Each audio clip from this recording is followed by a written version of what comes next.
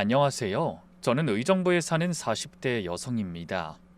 모든 사람이 행복하기 위해 결혼을 선택하지만 전 그 선택으로 인해 가슴 아픈 기억을 안고 살아가게 됐습니다. 차마 남들에게 털어놓기 어려운 이야기지만 혹시 지금 이 순간 새로운 시작을 앞두고 계시거나 그런 자녀가 있는 분들에게 작은 도움이라도 될지 모른다는 생각에 용기 내어 사연을 보냅니다. 저는 30대 초반에 첫 결혼을 했어요. 하객들의 축하를 받을 때는 큰 욕심 없이 그저 남들 사는 만큼만 살면 된다고 생각했죠. 하지만 그 남들만큼 산다는 건 결코 쉬운 일이 아니었어요. 몇 년이 지나도 아이가 생기지 않아 갈등하다 헤어지게 됐거든요. 지금 생각하면 그냥 인연이 아니었던 것 같다는 생각이 드네요. 만약 정말 애정이 있는 부부였다면 아무리 어려운 일이 있어도 서로를 그렇게 쉽게 포기하진 않았을 거예요. 그렇게 이혼하고 난 후 저는 5년을 넘게 혼자 살며 아침 일찍 출근해서 종일 일하다 밤 늦게야 퇴근하는 생활을 이어갔죠. 혼자 밥상 차려 먹는 게 귀찮아 냉장고에는 음료수 병만 가득했습니다. 명절엔 친척들 눈이 무서워 일부러 휴일 근무를 자청하기도 했어요. 그래도 누가 사람 하나 소개해주겠다고 하면 손사래부터 쳤습니다. 속으로 다시는 결혼 따윈 안 할 거라는 말을 수백 번은 되뇌었을 겁니다. 그렇게 꽁꽁 닫아둔 마음의 문을 기어이 열게 만든 사람이 있었으니 다름 아닌 저희 친정 엄마였죠. 아버지를 일찍 보내고 여자 혼자 몸으로 절 열심히 키우셨던 엄마가 갑자기 암 진단을 받으신 건 저에게 날벼락 같은 소식이었습니다. 그래도 저는 어떻게든 엄마가 힘을 내실 거라고 생각했는데 수술하고 항암을 시작하면서 몰라보게 야위어 가셨어요. 머리카락이 한 움큼씩 빠지는 걸 처음 본 날 저는 병실 밖으로 나와 벽에 이마를 대고 한참을 울었습니다. 그런데도 엄마는 저만 보면 웃으시더군요. 밥은 먹었는지, 일은 안 바쁜지, 아프다는 소리는 한마디도 안 하시고 늘 외동딸 걱정뿐이었습니다. 헌데 그날은 좀 달랐습니다. 링거를 맞다 말고 침대에 기대 앉으시더니 손을 뻗어 제 손을 잡으며 말씀하셨죠. 엄마가 너한테 부탁이 하나 있어. 뭔데? 먹고 싶은 거 있어? 그 말에 엄마는 빙긋 웃으며 고개를 흔드셨어요.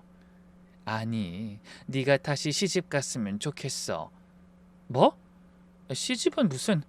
엄마 그런 소리 하지 마. 나 혼자서도 잘 살고 예전보다 지금이 훨씬 편해. 편하지만 외롭겠지. 아니야, 엄마. 내가 얼마나 바쁜데 외로울 시간이 있어? 바빠도 외로운 건 외로운 거야. 세상은 혼자 살 수 없잖아. 엄마 없으면 네 옆에 아무도 없는데 어쩌려고 그래. 그러더니 뼈만 남은 앙상한 손으로 제 머리를 쓰다듬으며 안타까운 표정으로 말씀하셨어요. 엄만 죽는 건 안 무서워. 근데 네가 이 세상에 혼자 남는 건 무섭다. 엄마 죽기 전에 네 옆에 좋은 사람 하나 있는 거 봐야 편하게 눈 감을 것 같아. 엄마 마지막 소원이야. 다른 건 아무것도 필요 없으니까 딱 그거 하나만 들어줄 수 없겠니? 전 그날 이후로 매일 고민했습니다. 어떤 날은 잠도 못 들고 뒤척이며 아침을 맞기도 했죠. 내가 다시 결혼하면 행복할 수 있을까? 도저히 엄두가 안 나는데. 하지만 전 결국 엄마를 편하게 보내드리기 위해 다시 결혼이라는 걸 해보기로 마음먹었습니다. 그리고 한 달쯤 뒤에 재혼을 전문으로 하는 결혼정보회사에 찾아갔어요. 사무실 문 앞에서 한참을 망설이다가 겨우 들어가 담당자에게 제 사정을 설명했죠. 사실은 제가 원해서 온 게 아니라 저희 엄마가 편찮으셔서. 그런 제 말이 채 끝나기도 전에 상대가 알만하다는 듯 고개를 끄덕이며 말했어요. 네, 그런 사연으로 오시는 분들 여기 절반은 될 거예요. 자녀가 없으시니 상대도 일단 자녀는 없는 분으로 찾아보도록 하죠. 그렇게 업체에 등록한 뒤 연락이 오면 나가보고 아니다 싶으면 돌아오길 몇 번이나 반복했습니다.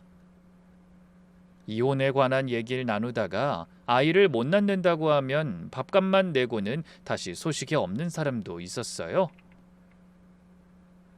그럴 때마다 자존심도 상하고 자괴감이 몰려와 그만두겠다고 전화를 걸다가 병실에 누워 엄마 얼굴이 떠올라 도로 끊곤 했습니다.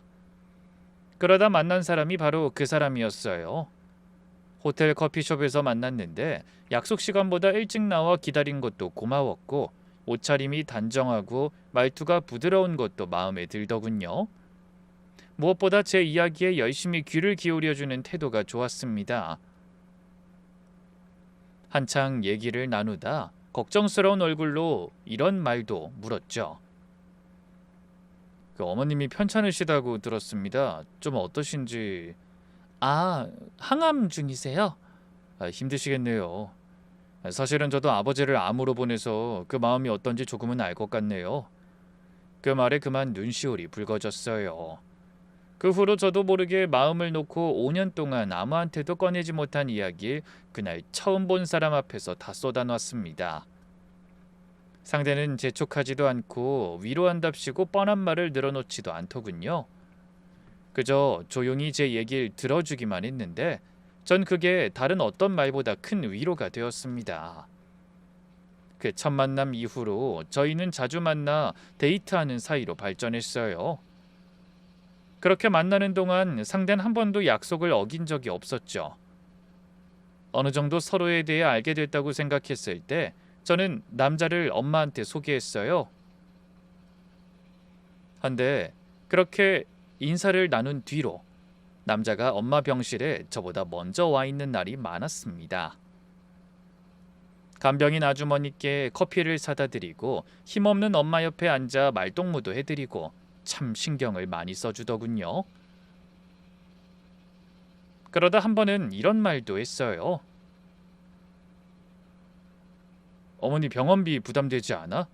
간병인 쓰는 비용도 만만치 않을 것 같은데 혹시 내가 이번 달 병원비 좀 내주면 안 될까? 하지만 저는 펄쩍 뛰며 손살에 쳤습니다. 아니 그건 안 돼. 아직 결혼한 것도 아니잖아. 곧 하게 될 거니까 괜찮잖아. 그래도 제가 한사코 거절하자 남자는 오히려 서운해하는 눈치였죠. 사업을 한다고 하더니 씀씀이도 크더라고요. 밥값은 늘 먼저 계산했고 제가 뭔가 지나가는 말로만 해도 다음에 만날 때 꼭 그 물건을 사들고 왔어요. 부담스럽긴 했지만 한편으론 누군가가 절 챙겨주는 기분이 나쁘진 않더군요. 남자가 다녀갈 때마다 엄마는 제 손을 잡고 좋아하셨어요. 사람이 참 반듯한 것 같다. 눈매가 선하잖아. 엄마 눈엔 안 선한 사람이 어딨어. 세상에 나쁜 사람이 있는 것 같긴 해? 그런 말은 다 이유가 있었습니다. 엄마는 늘 모든 사람의 장점만 보고 남을 욕하는 법이 없는 분이셨거든요. 그래서 엄마의 객관적인 평가를 기대하기는 힘들었지만 남자를 보고 많이 웃으시는 모습이 좋아 보여 저도 모르게 마음이 더 기울었습니다. 그렇게 만남이 이어지다 저도 상대 어머니께 인사드리는 자리가 마련됐어요. 약속된 식당에 들어서니 예비 시어머니가 먼저 와 계시더군요. 저는 두 손을 모으고 예의 바르게 인사드렸습니다.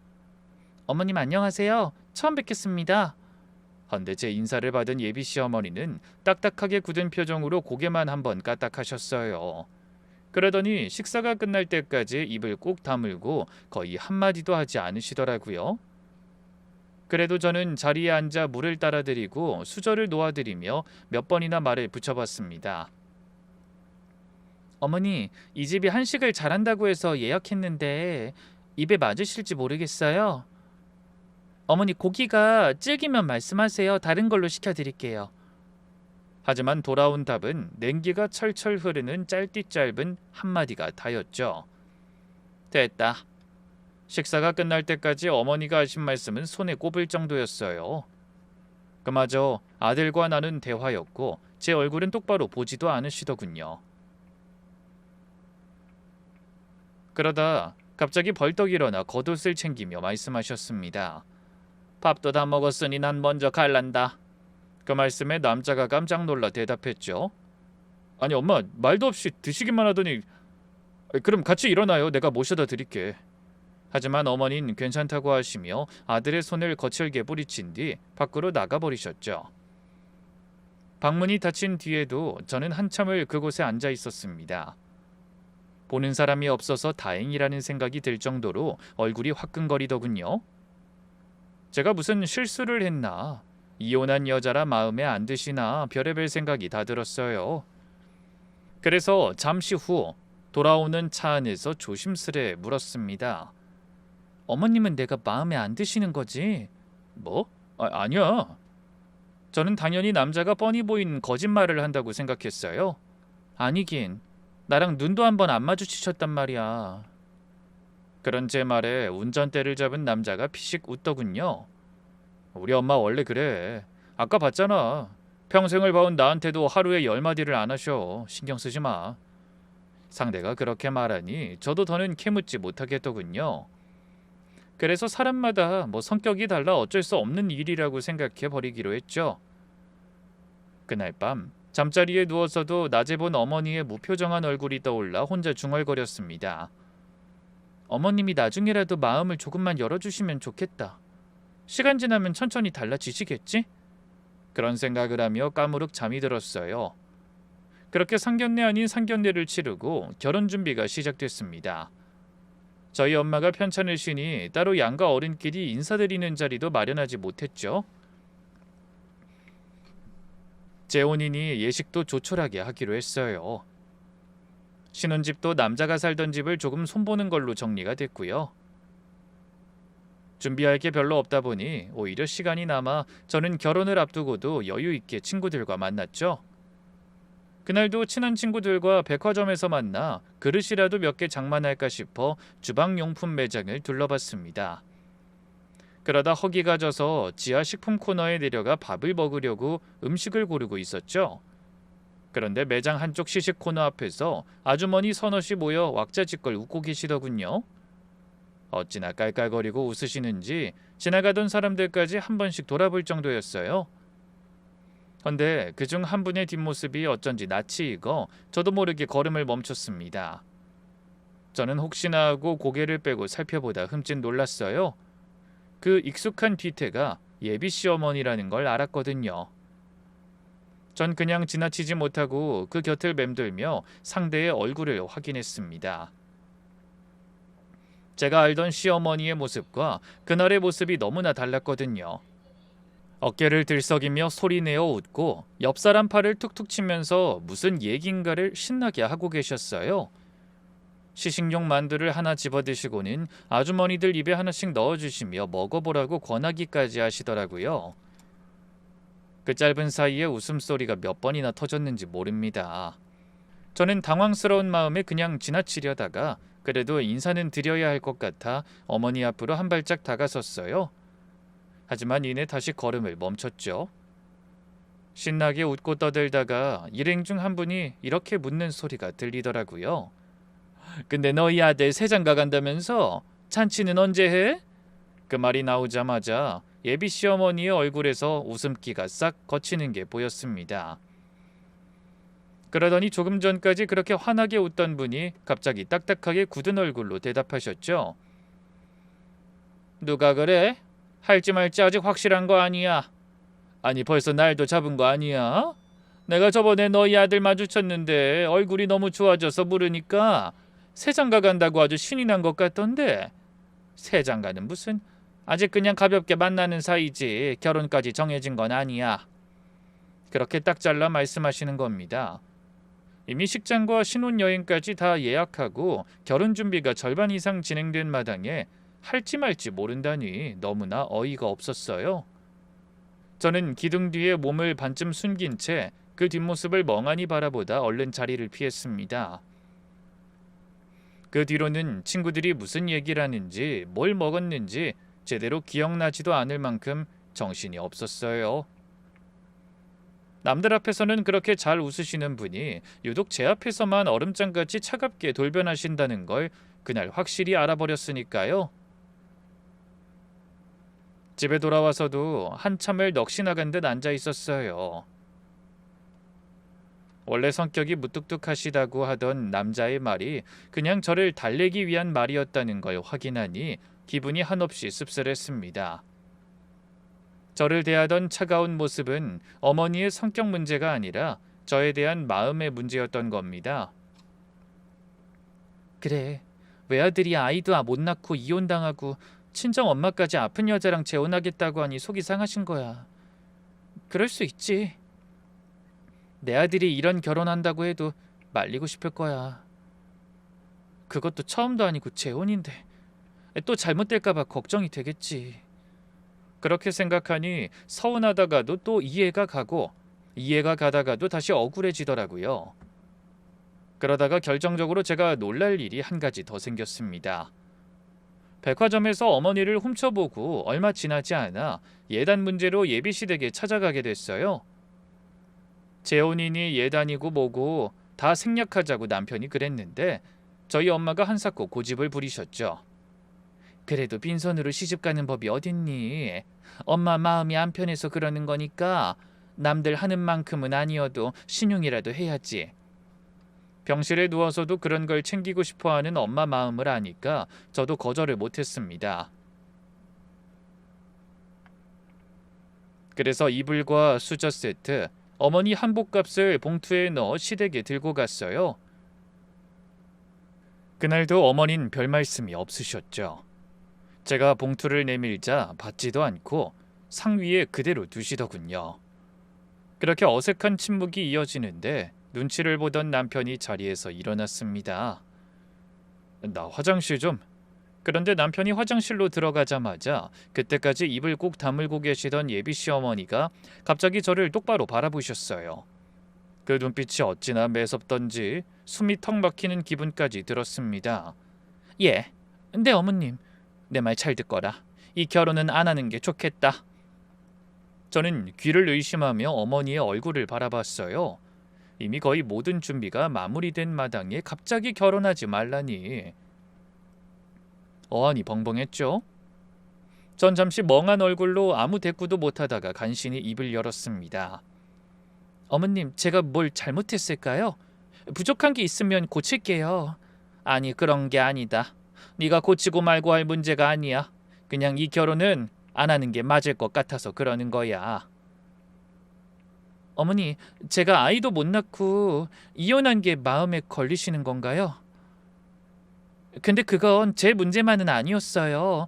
저도 검사 결과는 아무 이상이 없다고 했는데 안 생긴 거라. 얘가 말귀를 왜 이렇게 못 알아들어? 그런 거 아니라니까. 그냥 하지 말라면 하지 마.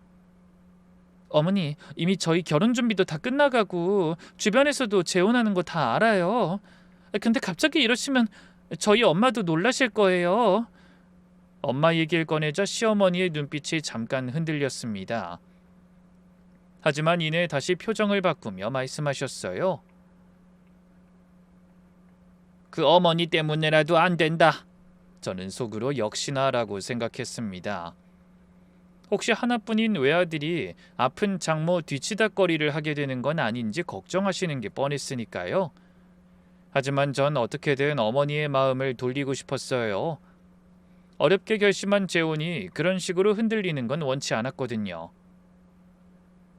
더구나 제가 재혼이라는 사실을 안 뒤로 늘 웃고 계시는 친정엄마를 생각하면 어떻게든 그 결혼을 꼭 하고 싶었습니다. 그래서 저는 진심을 담은 말투로 애원하듯 말했어요. 어머니, 당연히 제가 마음에 안 드시는 부분이 있으실 거예요. 하지만 저 정말 잘하고 살 자신 있어요. 그 이한테도 잘하고 어머니도 저 며느리로 들인 거 후회하시지 않도록 열심히 살겠습니다. 그랬더니 시어머니가 답답하다는 듯 탁자를 손바닥으로 탁 치셨습니다. 찻잔이 달그락 소리를 내며 흔들리더군요. 이 답답한 사람아. 잘하고 못하고가 무슨 상관이야. 그냥 이 결혼은 안 된다니까. 저는 놀라서 온몸이 굳었습니다.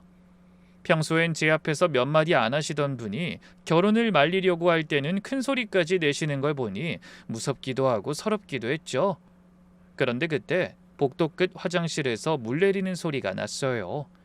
그러자 예비 시어머니가 목소리를 잔뜩 낮추시더니 화장실 쪽을 한번 흘끔 보시고는 다급하게 말씀하셨습니다. 나중에 다시 얘기하게. 네 전화번호 좀 알려다오. 네? 나랑 따로 좀 보자. 딱 한 번이면 된다. 얼른 적어줘. 그러면서 탁자 아래 놓여있던 메모지와 볼펜을 얼른 저에게 내미셨어요. 그런데 그 종이를 내미는 어머니의 손이 눈에 띄게 떨리고 있는 게 보였습니다. 세상에, 내가 얼마나 싫으시면 저렇게 손까지 부들부들 떠시는 거야? 그러면서 한숨을 쉬는데 마침 볼일을 보고 나온 남편이 화장실에서 나오는 소리가 들렸죠. 그러자 화들짝 놀란 시어머니가 얼른 종이를 다시 탁자 아래로 내려놓고 아무 일도 없었다는 듯 딴청을 피우셨어요. 하지만 남편은 분위기가 이상한 걸 단번에 알아챈 얼굴이었죠. 둘이 무슨 얘기하셨어요? 얼핏 봐도 어머니의 얼굴에 난감해하는 표정이 떠오르더군요. 그래서 저는 얼른 웃으며 먼저 나서 대답했습니다. 그냥 뭐 예단 뭐하러 해왔냐고 그런 말씀하셨어. 그래? 어머니가 얼른 고개를 돌려 남편의 시선을 피하셨어요. 그래도 남편은 뭔가 이상한 낌새를 느꼈는지 어머니와 저를 번갈아 보더니 제 손을 잡으며 말했습니다. 엄마, 우리 그만 가볼게요. 그러고는 인사도 제대로 못한 저를 서둘러 밖으로 데리고 나왔어요. 그리고 주차가 된 대문 앞까지 걸어 나오고 나서야 걸음을 멈추고 절 돌아보며 물었습니다. 솔직히 말해봐. 엄마가 뭐라고 하셨어? 뭐? 아까 말했잖아. 예단 필요 없다는데 뭐하러 했냐고 하셨다고. 하지만 제 말을 쉽게 믿을 수 없는지 남편은 표정이 굳은 채 한동안 말이 없었어요. 그러다 한참 만에 다시 입을 열었죠. 혹시 결혼 반대하시면서 전화번호 알려달라고 하셨어? 저는 전곡을 찔린 기분이라 놀란 표정을 감추지 못했습니다. 어떻게 알았어? 제 말이 떨어지기 무섭게 남편이 한숨을 크게 내쉬며 속상한 목소리로 말했습니다. 그럴 줄 알았어. 엄만 도대체 왜 그러시는 거지? 아들이 좋다는데 왜 그렇게까지 반대하시는 거야? 자기, 앞으로 우리 엄마가 전화번호 물어봐도 절대 알려주지 말고 혹시나 어디서 따로 보자고 해도 절대 혼자 나가지 마. 알았지? 그제야 저는 남편이 그동안 숨겨온 진실을 알게 된 기분이었어요. 왜? 어머님이 무슨 말씀을 하시려는 건데? 솔직히 말해봐. 우리 결혼 반대하시는 거 맞지? 한참을 망설이던 남편이 긴 한숨을 내쉬더니 뜻밖의 이야기를 꺼냈습니다. 그래, 맞아. 사실 내가 전처랑 이혼한 이유도 성격 차이 때문이 아니야. 뭐? 그게 무슨 소리야? 그럼 왜 이혼했는데? 고부 갈등 때문이었어. 그것도 아주 심한. 고부 갈등? 저는 생각지도 못한 얘기를 듣고 그 자리에서 꼼짝하지 못했습니다. 남편은 그런 저를 안쓰러운 눈빛으로 바라보며 계속 말을 이어갔어요. 우리 엄마가 아버지도 안 계시고 기댈 사람이라곤 나 하나뿐이잖아. 그래서 그런지 아들에 대한 기대나 집착이 좀 도를 지나치셔. 원래 타고나신 성격도 억세신 편인데 전처가 그걸 감당하기 힘들어했어. 어느 정도길래 그런 이유로 이혼까지 했어? 사실은 예비 남편이 말을 끊었다가 목소리를 낮추며 고백하듯 털어놨습니다. 전처한테 손찌검까지 하셔서 도저히 그대로 살 수가 없었어. 저는 순간 숨이 멎는 것 같았습니다. 뭐라고? 손찌검이라니 그게 정말이야? 원래 처음부터 그 사람을 마음에 들어하지 않으셨어. 처가가 좀 형편이 안 좋았거든. 아니 그렇다고 며느리를 때리셔? 나도 처음엔 몰랐어. 그 여자가 그래도 나쁜 사람은 아니어도 자기 딴엔 잘 해결해 보겠다고 나한테 말도 못하고 혼자 끙끙 앓았던 모양이야. 근데 한 번이 두 번이 되고 두 번이 세 번이 되고 그러다 감당하기 힘들어진 거지. 결국 나한테 울면서 하소연하더라. 제발 이혼해달라고. 내가 나서서 엄마를 말렸는데 소용이 없더라고. 그래서 어쩔 수 없이 이혼하고 다신 결혼 같은 거 생각 안 하려고 했는데 그래도 살다 보니 나도 다시 좋은 사람 만나 못 이룬 화목한 가정의 꿈을 이뤄보고 싶더라고. 머릿속이 하얘진다는 게 무슨 뜻인지 전 그때 처음 알게 됐습니다. 생각지도 못한 결혼 상대의 말에 뭐라고 해야 할지 아무것도 떠오르지 않더라고요. 그저 머릿속으로는 조금 전 거칠게 상을 내리치시던 어머니의 손과 서슬퍼런 눈빛으로 절 쏘아보던 모습만 겹쳐서 떠올랐어요. 순간 온몸에 소름이 쫙 끼치는 기분이었습니다. 근데 어머님이 또 나를 마음에 안 들어하고 결혼을 말리시는 거구나. 미치겠다 진짜. 내가 좋다는 사람마다 왜 저러시는지 모르겠어. 남편의 목소리가 가늘게 떨려오는 게 느껴졌어요. 그 순간 참을 수 없는 두려움이 몰려왔습니다. 저는 첫 결혼도 실패했는데 두 번째까지 그런 위험한 결혼을 하고 싶지 않고 그럴 자신도 없었어요. 다시 견디기 힘든 결혼 생활로 돌아가야 한다면 아무리 엄마의 소원이라고 해도 피해야 하는 일이라는 생각이 들더라고요. 그런 거라면 나 자신 없어. 그렇게 살려고 재혼 마음 먹은 게 아니란 말이야. 그러자 남편이 제 손을 꼭 잡으며 간절한 눈빛으로 말했어요.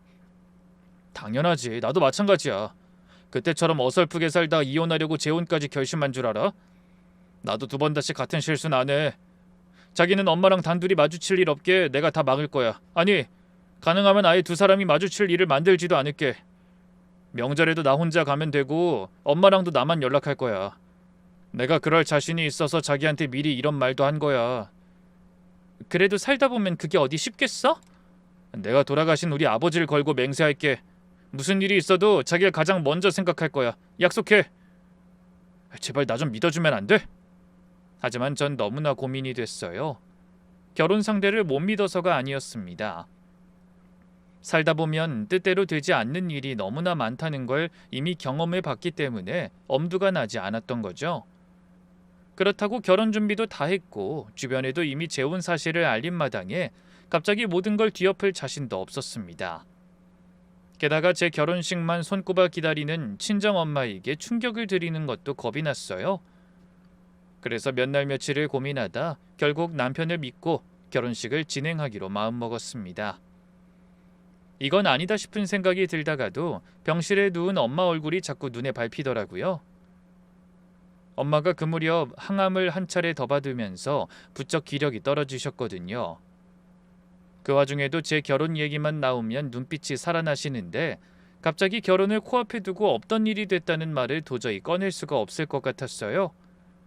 거기다 예비 남편이 하루가 멀다 하고 찾아와 시어머니에 대한 일은 걱정하지 말라고 못을 박았습니다. 자기야, 제발 나 좀 믿어줘. 솔직히 그때는 나도 너무 어려서 뭘 어떻게 해야 하는지 모르는 애송이었어. 하지만 지금은 달라. 적어도 나만 믿고 어려운 결정을 한 사람을 외롭게 하진 않을 거야. 만약 이번에도 엄마가 자기를 힘들게 하면 미련 없이 엄마랑 인연 끊을게. 각서라도 쓸 수 있어. 그래서 결국 저는 그 사람을 믿어보기로 했어요. 이혼하고 5년 넘게 혼자 살면서 아닌 척해도 저는 외로움에 지쳐 있었습니다. 그런 저에게 진심으로 다가와준 남편과 헤어진다면 이혼 이상의 아픔을 느낄 게 뻔했거든요. 저는 당장 그 사실도 너무나 겁이 났어요. 그래, 이판사판이야. 요즘이 어떤 세상인데 시어머니가 때린다고 맞고 살아? 그냥 안 보고 살면 그만이지. 그런 마음까지 먹고 예식을 치렀습니다. 어차피 제가 결혼하는 건 시어머니가 아니라 남편이라며 마음을 다잡으면서 입장했죠. 하객이라고 해봐야 양쪽 친척 몇 분과 제 친구 몇 명이 전부였습니다. 엄마는 항암 치료를 끝내고 퇴원해서 며칠 전부터 집에 머무르고 계신 상태였어요. 가발을 쓰고 화장을 하고 그 여윈 몸에 한복까지 챙겨 입고 이모의 도움을 받으며 식장에 오셨죠.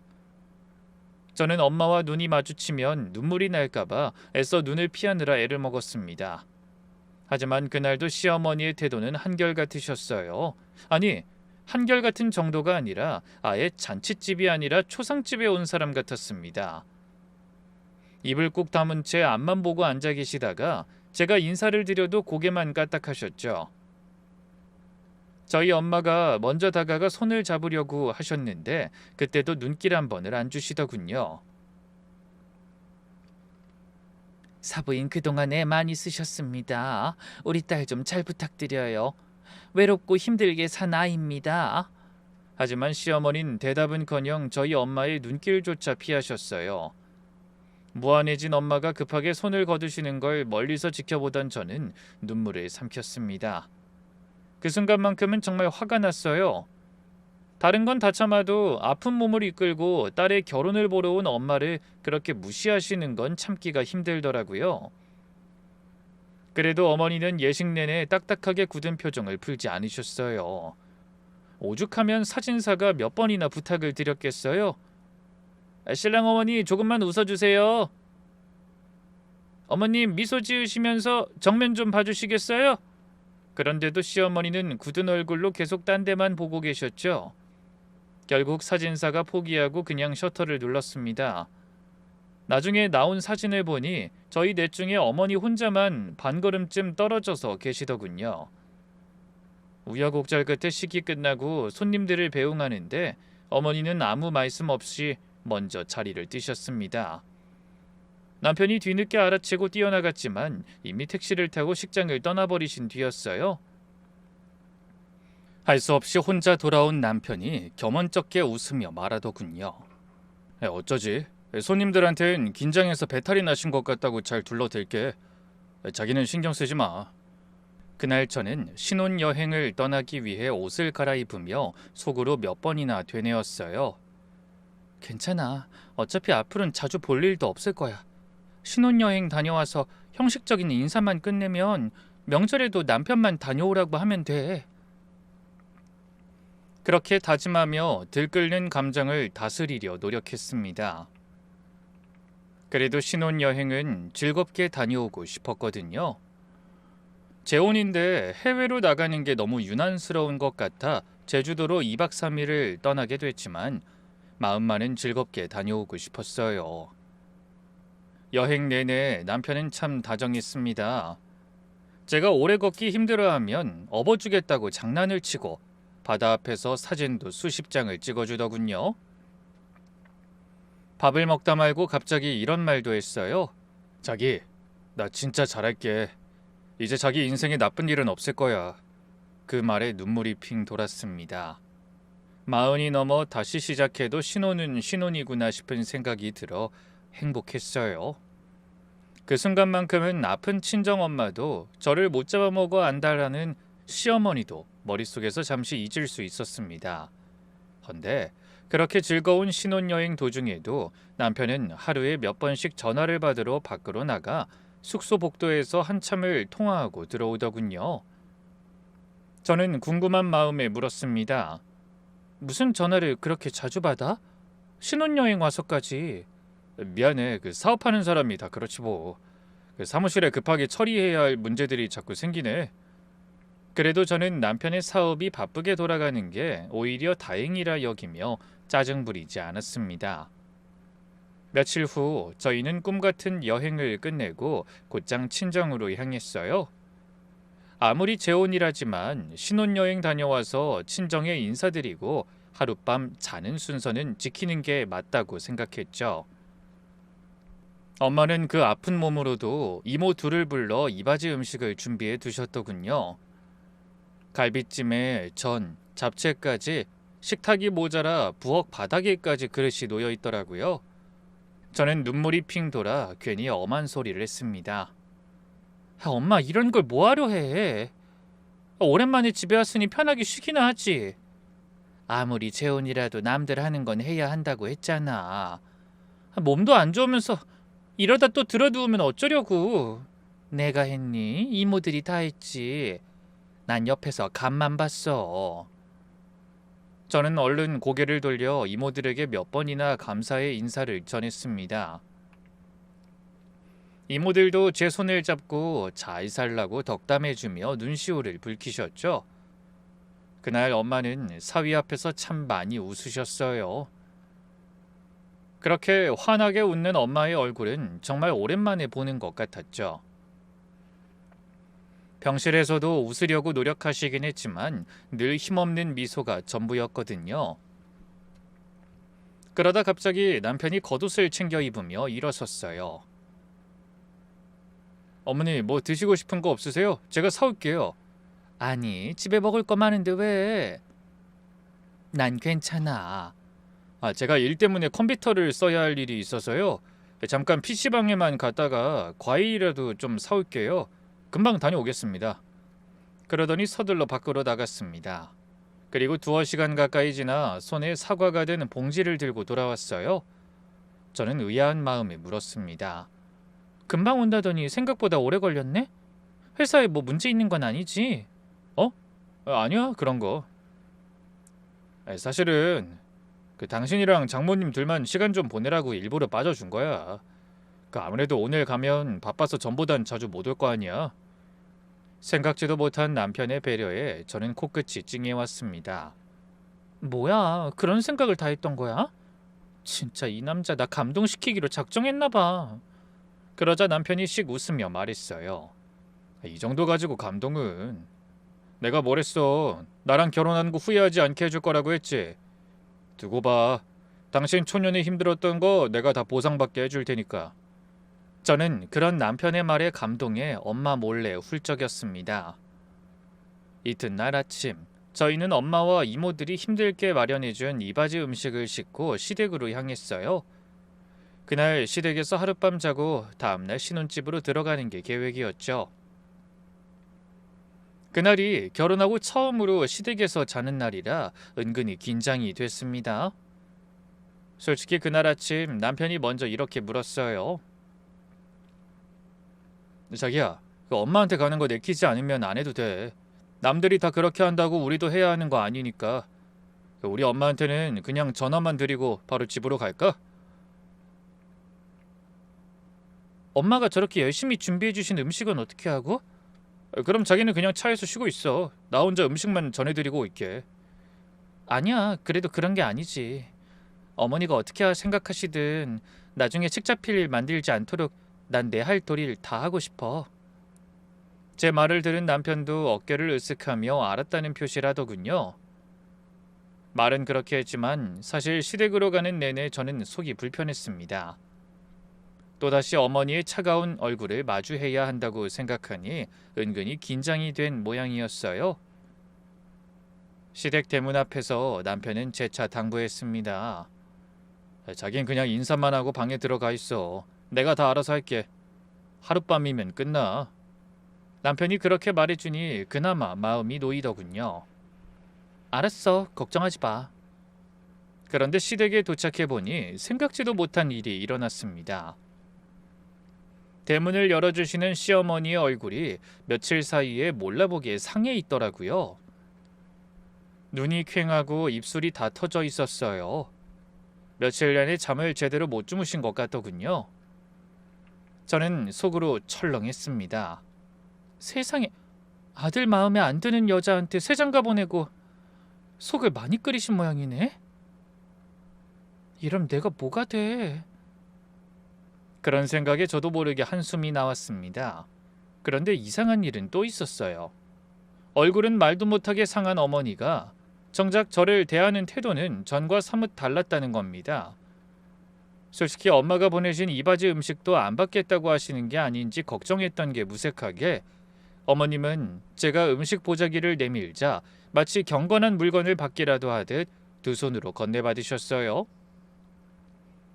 아이, 사부인 몸도 안 좋으신데 애쓰셨구나. 네?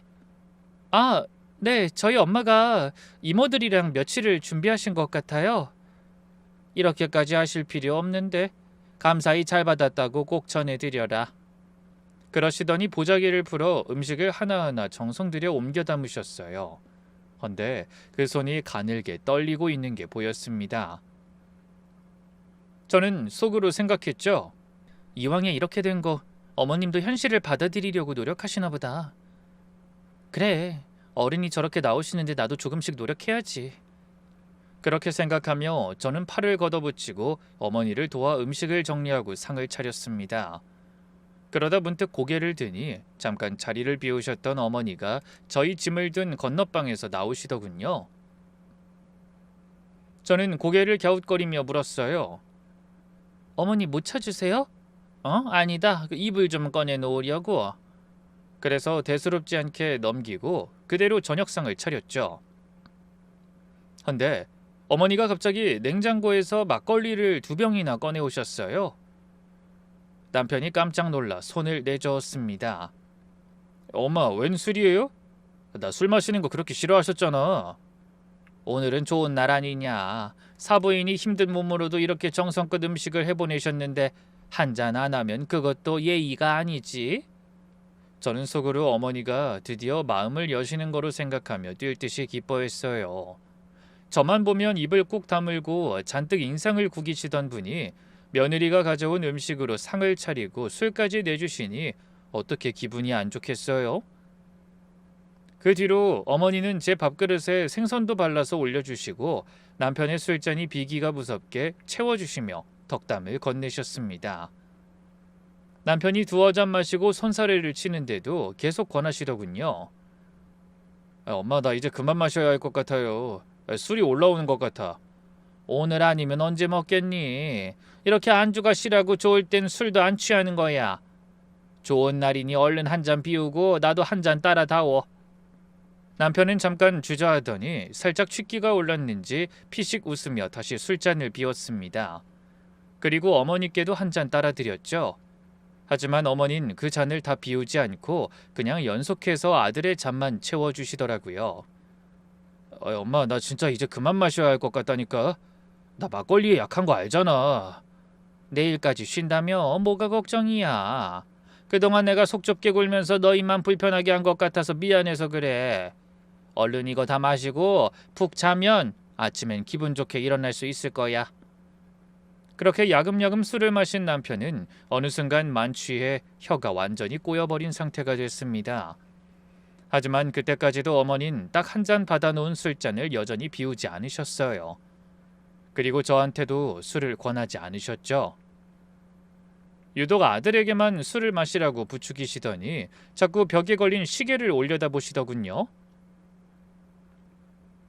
그렇게 막걸리 2병을 혼자 다 마신 남편은 결국 상 앞에서 꾸벅꾸벅 졸더니 나중에는 아예 벽에 등을 기대고 잠이 들어버렸습니다. 술이 약한 사람은 아닌데 원래 유독 막걸리에 약한 모양이었어요.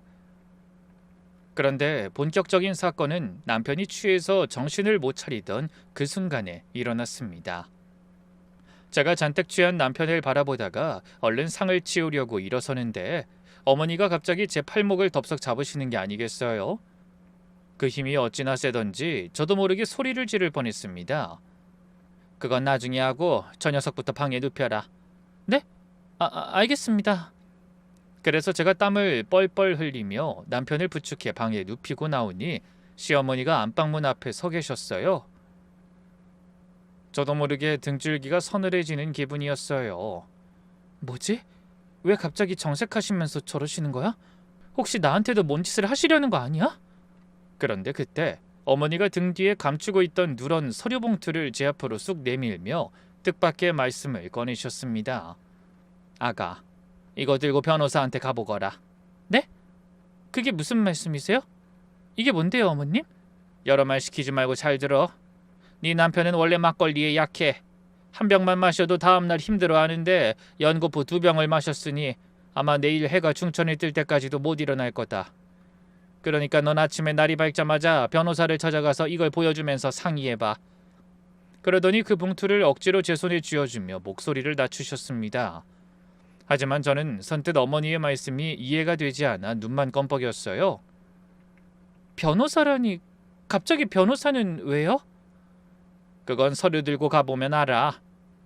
명심해라. 내일 네 남편 일어나기 전에 빨리 가. 아침 일찍. 알겠니? 어머님, 대체 무슨 일인데 그러세요? 말씀을 하셔야 알죠. 그러자 어머니가 남편이 자는 방문 쪽을 한번 힐끔 보시더니 다시 제 손목을 붙잡고 들릴 듯 말 듯한 소리로 조심스럽게 말씀하셨어요. 혹시나 네 남편한테 들키더라도 절대 내가 줬다고 하면 안 된다. 죽어도 그 말은 하지 마. 알겠지? 저는 얼결에 고개를 끄덕이긴 했지만 그때까지도 그 상황이 도무지 이해가 가지 않았어요. 결혼을 그렇게 반대하시던 분이 갑자기 서류를 주며 변호사한테 가라고 하시니 혹시 결혼하자마자 이혼이라도 하라고 그러시는 건가 싶더라고요. 아니면 혹시나 제가 사업하는 아들의 재산을 노릴까 싶어 각서라도 쓰라는 건가, 별의별 생각이 다 들더군요. 어머님, 이게 뭔데 그러세요?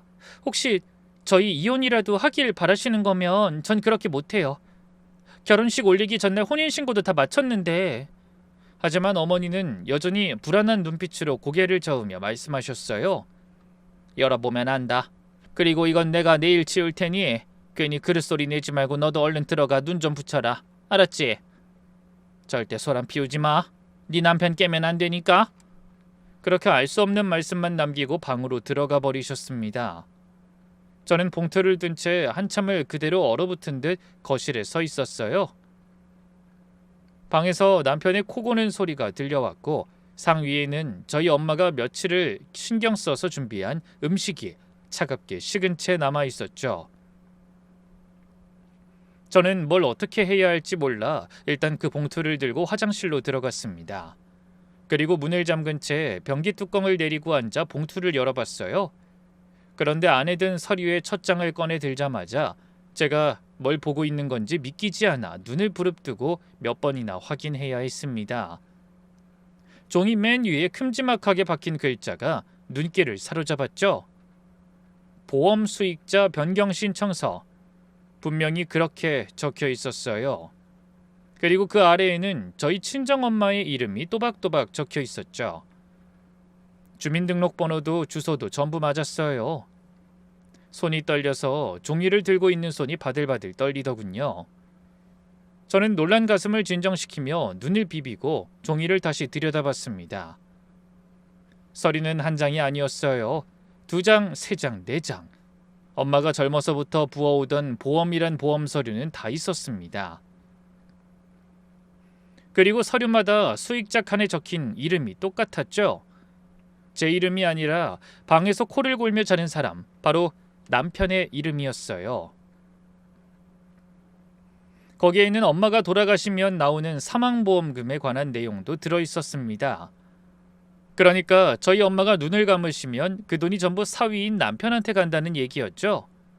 순간 숨이 턱 막히더군요. 아니 이게 무슨 일이야?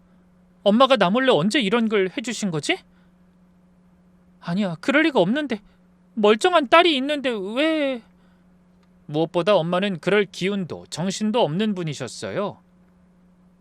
항암을 받고 나면 사나흘씩 자리에서 일어나지도 못하는 양반이 혼자 보험사를 찾아다니고 물어봐서 서류를 준비할 수 있을 리가 없었습니다. 게다가 서류에는 본인을 확인할 수 있는 신분증 사본까지 들어있었는데 엄마가 어디서 그걸 복사하셨는지 그것도 알 수 없었죠. 그때 문득 시댁에 오기 전날 남편이 갑자기 일 때문에 나갔다 온다며 자리를 비웠던 순간이 떠올랐어요. 만약 그때 엄마 방에 들어가서 신분증을 빼와서 복사하고 온 거라면? 시간상으로는 충분히 가능한 얘기였어요. 저는 떨리는 손으로 남은 서류를 마저 꺼내보며 맨 밑에 깔린 봉투를 하나 발견했습니다. 뭐가 들어있는지 중요한 문서인 듯 따로 작은 우편 봉투에 접어서 넣어뒀더라고요. 그런데 그 종이를 펼쳐보던 저는 기겁하고 입을 틀어막았습니다. 그 바람에 손에 들고 있던 서류가 화장실 바닥에 떨어져 흩어졌어요. 다급하게 몸을 구부려 그 서류를 주우려 했지만 손이 덜덜 떨려와 제대로 종이를 집어 들기도 어려웠습니다. 제가 그렇게 놀란 이유는 작은 봉투 안에 들어있던 그 종이가 분명 저희 엄마 이름으로 된 유언장이었기 때문입니다. 그 제목을 보는 순간 눈앞이 캄캄해지고 현기증까지 느껴지더라고요. 유언장이라니 엄마가 언제 이런 걸... 그런데 앞만 봐도 그건 엄마의 필체가 아니었어요. 열심히 따라하려고 한 것 같긴 하지만 제 눈에는 분명 엄마의 글씨를 흉내낸 걸로밖에 보이지 않았습니다. 헌데 그 내용 역시 가관이었어요. 친정엄마가 가진 거의 모든 재산을 딸이 아닌 사위에게 남긴다는 내용이 적혀 있었죠. 그 아래에는 엄마 이름과 함께 제가 익히 보아오던 인감도장이 선명하게 찍혀 있었습니다. 날짜를 확인하던 저는 또다시 말문이 막혀버렸습니다. 바로 지난 밤이었어요. 저희가 친정에서 자고 온 그날, 남편이 일하고 온다며 나갔다가 과일을 사오던 바로 그날, 그 모든 일이 벌어진 겁니다. 저한테는 친정엄마와 둘이 시간을 보내라고 배려해 준 척 핑계를 대놓고 자기는 밖으로 나가 몰래 그런 무서운 짓을 꾸몄다는 얘기였어요. 저는 다리에 힘이 풀려 자리에서 일어설 수가 없었습니다. 세면대를 붙잡고 일어나려는데 손이 자꾸 미끄러지더군요. 심장이 어찌나 미친 듯이 뛰던지 귀에서 북소리가 나는 것 같았습니다. 저는 입을 틀어막고 소리 죽여 울었어요. 차마 울음소리가 밖으로 새어나가지 못하도록 입은 막았지만 어깨가 들썩이는 건 어쩌지 못하겠더군요. 한참을 그렇게 울다가 간신히 마음을 다잡고 거실로 나오니 남편은 역시나 세상 모르게 코를 골며 자고 있었죠. 제가 세상에서 가장 다정하다고 믿었던 그 사람이 며칠 전까지도 손을 잡고 이제 나쁜 일은 없을 거라고 장담하던 그 사람이 저와 엄마에게 감당하지 못할 몹쓸 짓을 저지르고도 천연덕스럽게 방에 누워 자고 있었습니다. 전 도저히 그 남자의 곁에서 아침이 오길 기다릴 수가 없었어요. 그래서 떨리는 몸을 움직여 조용히 가방에 서류를 챙겨들고 핸드폰을 손에 꼭 쥔 채 밖으로 나오려 했습니다. 그런데 그때 어머니가 살며시 문을 열고 뒤따라 나오시더군요. 그러더니 마당에 선 채 퉁퉁 부은 얼굴을 들어 입을 여셨어요. 그 서류 내가 저 녀석 가방에서 찾은 거다. 어제 사돈댁에서 자고 올 때 분명히 무슨 짓인가를 했을 것 같았어. 어머니, 대체 저 사람이 왜 이런 짓을 해요? 사업도 잘 된다면서. 사업은 무슨, 저 녀석 지 아버지 보험금으로 여태 산 놈이다. 전처랑 갈라선 것도 처가 식구들 앞으로 몰래 큰 보험을 들어놓는 게 들통나서 그런 거고. 뭐라고요? 고부 갈등 때문이 아니고요? 제 말에 시어머니가 참담한 표정으로 고개를 저으셨어요. 저는 놀라움을 감추지 못하고 물었습니다. 그럼 어머님이 이 결혼을 말리셨던 것도, 따로 보자고 하셨던 것도 제가 마음에 안 들어서가 아니었던 거예요? 그래, 저 녀석이 말로는 이제 다신 그런 일 없을 거라고 했지만 사람이 그렇게 쉽게 변하는 게 아니잖니.